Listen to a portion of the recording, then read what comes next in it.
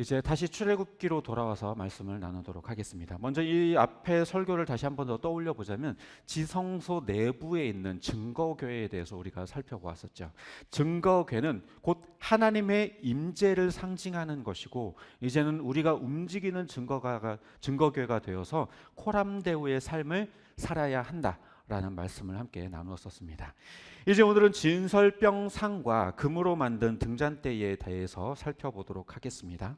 하나님께서 모세에게 이 빵을 올려둘 상과 불빛을 비출 그 등잔대에 대해 제작 방법에 대해서 말씀을 해주셨는데요. 먼저 빵을 올려둘 상은 증거궤하고는 조금 사이즈가 좀 다릅니다. 길이가 2자, 그리고 너비는 1자, 높이는 1자 반으로 증거궤보다는 길이와 너비가 조금 작은 편입니다.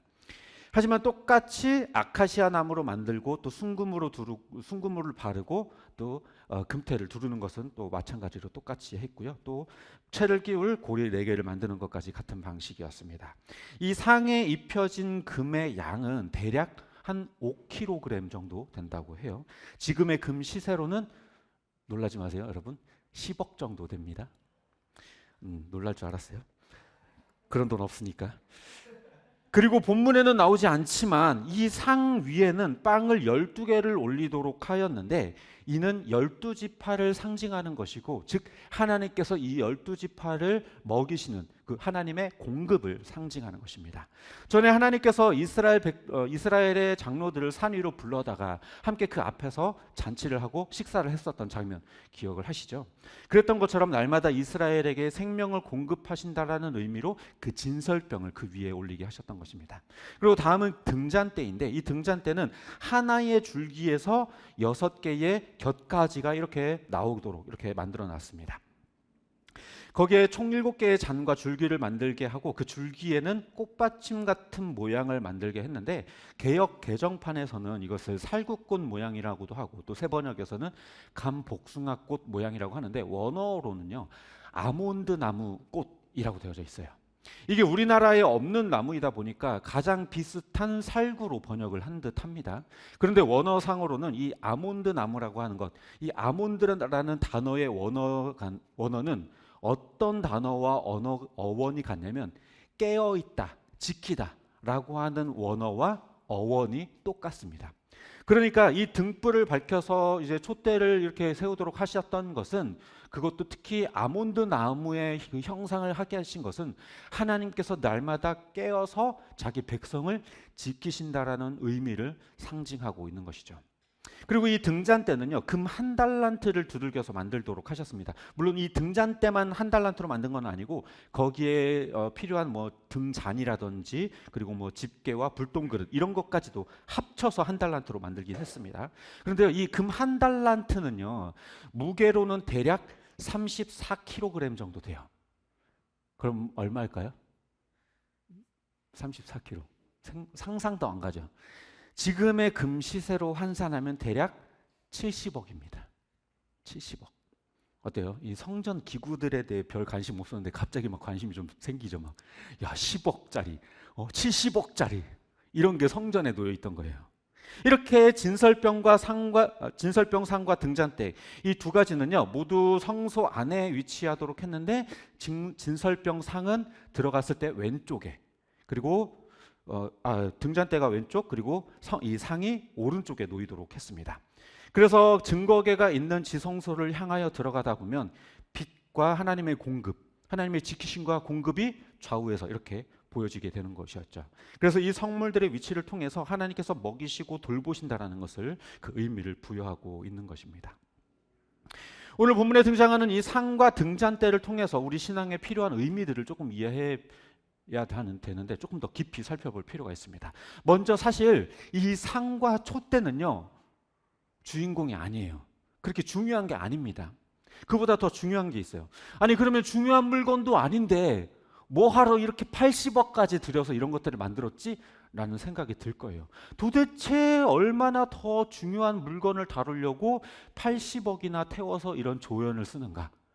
80억짜리 조연이면 주연은 도대체 얼마짜리인가? 라고 생각이 들 겁니다. 그런데 이 진설병 상의 용도는요 진설병을 올려두는 것이었고 금촛대의 용도는 그 위에 촛불을 올려두는 것이었어요. 그러니까 상과 촛대는 빵과 촛불을 위해 만들어진 기구라는 거예요. 아니 그러면 고작 빵과 촛불을 올려두자고 그 상과 촛대에 80억을 태워? 도대체 그게 뭐라고? 이거 너무 과한 거 아닌가라는 생각이 들 거예요. 그러면 고작 이 조연의 역할 때문에 상과 촛대에 80억을 쓸 정도라면 도대체 이 빵과 빛은 어떤 의미를 가지고 있는가? 먼저 이 빵이라고 번역된 것은요, 이 개역 개정판에서는 떡이라고 되어져 있죠. 옛날에는 떡이라고 번역을 했었습니다. 우리나라식으로 번역을 하다 보니까 당시에는 빵보다는 떡이 좀 더 친숙한 단어였다 보니까 그걸 이제 떡이라고 번역을 했는데, 원래대로 번역을 하자면 빵이 맞습니다. 그래서 새 번역에서는 빵이라고 번역을 하고 있죠. 그런데요, 사실 이 빵이라고 하는 이 번역도요, 의미 전달에는 한계가 있어요. 왜냐하면 우리나라 사람들에게는 이 빵이나 떡은 주식이 아니라 간식거리죠, 간식거리. 그런데 이스라엘 사람들에게 이 빵은요, 한국인의 밥과 같은 주식이었어요, 주식. 그러니까 우리가 성경을 읽으면서 빵이나 떡이라는 것을 읽게 되면 어떤 느낌이 드냐면, 아, 간식의 개념인가 보다, 뭐 그렇게 중요하지 않은 뭐 사이드 메뉴인가 보다, 이렇게 생각을 하지만 그게 아니었던 거예요. 성경에서 빵이라고 하는 이 표현은 이스라엘 백성들에게는 주식, 그러니까 우리에게는 밥이에요. 굉장히 중요한 생명과 관련된, 생존과 관련된 음식이라는 것이죠. 그래서 원 의미를 제대로 이해하려면 빵보다는 밥으로 이해하는 게 맞습니다. 그런데 나는 생명의 밥이다 이렇게 하니까 조금 뭔가 어감이 좀 이상하니까 이걸 이제 그냥 빵으로 그냥 그대로 번역을 하긴 했는데, 아무튼 그렇습니다.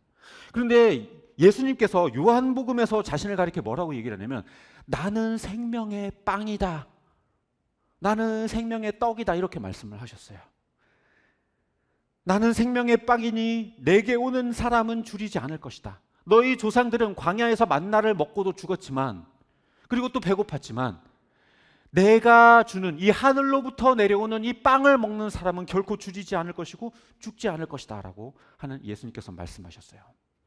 그러니까 예수님은 간식거리가 아니라 영양이 되고 생존을 위한 주식이라는 거예요.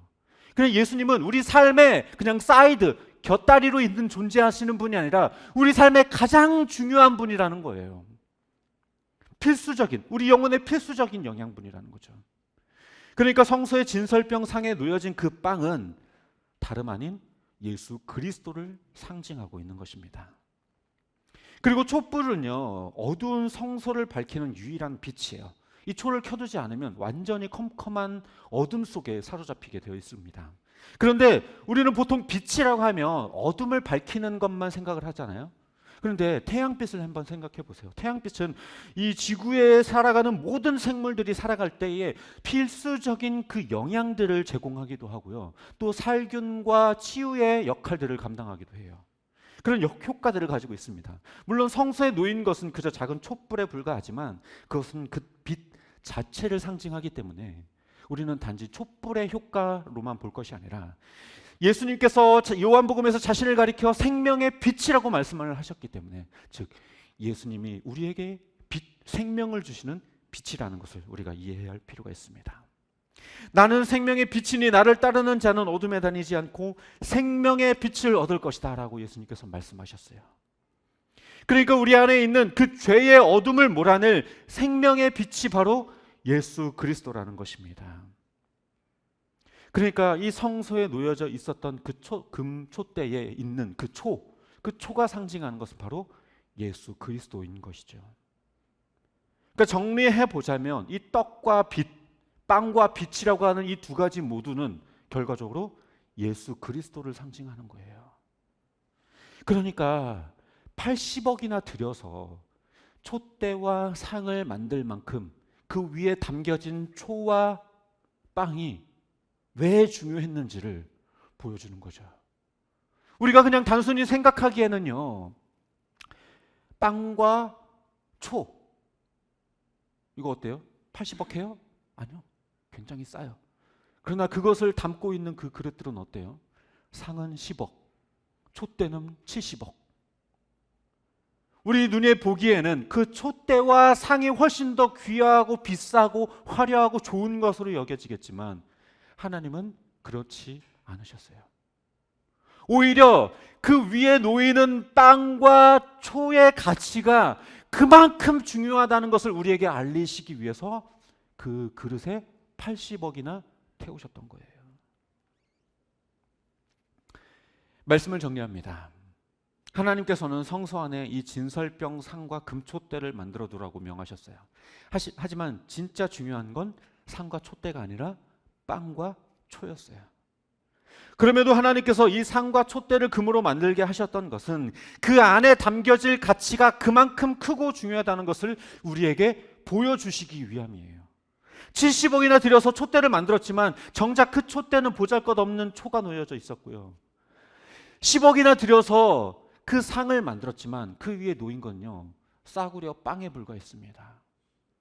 우리 눈에는 그 촛대와 상이 더 귀하고 비싼 것으로 보이고 눈이 더 가고 더 관심이 가겠지만 그 위에 놓인 초와 빵이 80억 가치보다 훨씬 더 중요했던 거예요. 하나님 입장에서는. 왜? 그것이 예수 그리스도를 상징하기 때문에. 80억이나 들여 상과 촛대를 만들려고 하신 건 이스라엘의 부를 이방 나라 사람들에게 자랑하려고 했던 것도 아니고 상과 촛대 그 자체를 부각시키려고 했던 것도 아니었던 거예요. 그 위에 놓인 것의 가치, 그것이 상징하는 의미, 그것을 우리에게 보여주시기 위함이죠. 그럼에도 그 촛대와 상에 우리의 눈길이 가고 있다면 우리는 하나님이 촛대와 상을 만들라고 하셨던, 명하셨던 그 하나님의 의도와 목적을 바르게 이해하지 못하는 거예요. 예수 그리스도는 이 땅에 오실 때 금관을 머리에 쓰시고 화려한 자주색 옷을 입고 이 땅에 오시지 않으셨어요. 왕궁에서 태어나시지도 않았고 수많은 사람들의 칭송을 받으면서 태어나시지도 않으셨어요. 아무도 신경 쓰지 않을 만큼 작고 연약한 아기의 모습으로 누추한 구유 안에 누이셨고 초라한 목자들의 축하를 받으면서 태어나셨습니다.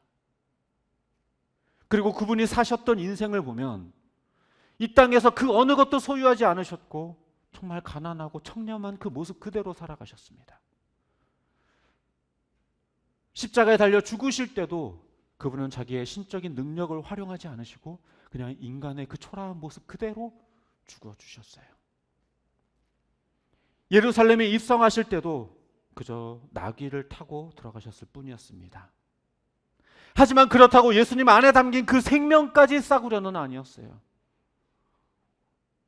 비록 빵과 초는 굉장히 싸구려였지만 80억짜리 그릇을 통해 담아낼 만큼 그것이 큰 의미였던 것처럼 우리에게 오신 그 예수 그리스도는 비록 초라한 인간의 모습으로 오셨지만 별것 아닌 남루하고 초라한 모습이셨지만 예수님은 세상 그 무엇보다 귀하신 분이에요.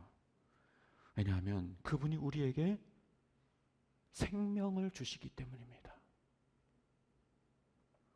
예수님보다 화려한 것은 있을지언정 예수님보다 귀한 것은 없습니다.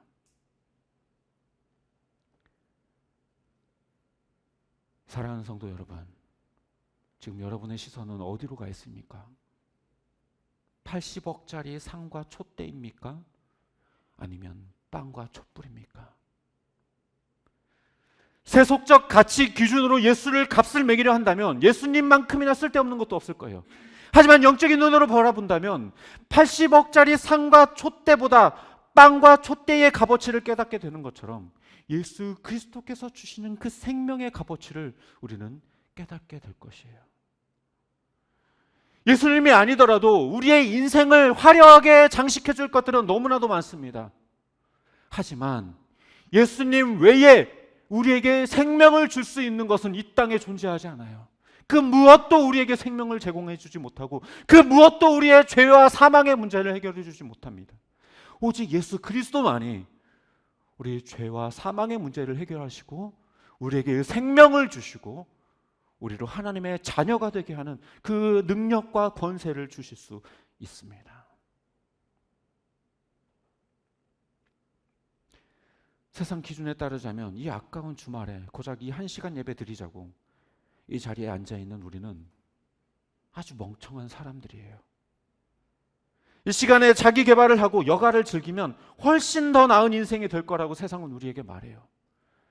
그러나 그럼에도 불구하고 우리가 이 자리에 모여서 예배를 드리는 건 80억짜리 상과 촛대보다 생명의 빵과 촛불이 되시는 그 예수 그리스도가 얼마나 값진지 알기 때문인 줄 믿습니다. 바라기는 화려한 상과 촛대보다 그 위에 놓인 생명의 떡과 생명의 빛 대신 예수 그리스도를 귀히 여기며 온전히 붙드는 저 여러분 되시기를 주님의 이름으로 축복합니다.